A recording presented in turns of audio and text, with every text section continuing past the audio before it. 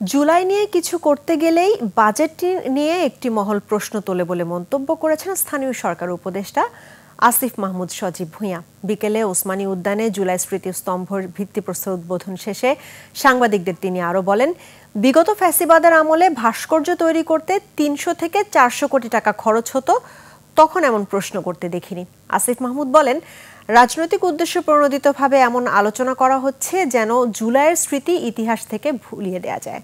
তবে জুলাইয়ের প্রেরণা প্রজন্ম থেকে প্রজন্মে ছড়িয়ে দেওয়ার জন্য কাজ করবেন বলে জানান তিনি।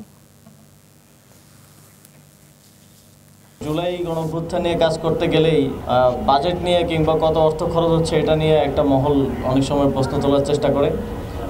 আমি তাদেরকে স্মরণ করিয়ে দিতে চাই যে বিগত ফ্যাসিবাদী সময়ে এই যে বিভিন্ন ভাস্কর্য হতো, এর থেকেও ছোট ইনফ্রাস্ট্রাকচারে আমরা দেখেছি ৩০০-৪০০ কোটি টাকা খরচ হয়েছে। তখন এই লোকগুলোকে আমরা কথা বলতে দেখতাম না কিংবা অর্থ নিয়ে বাজেট নিয়ে কথা তুলতে দেখতাম না। এখন তাদেরকে আমরা এটা নিয়ে কথা তুলতে দেখি, কারণ এটা জুলাই নিয়ে হচ্ছে।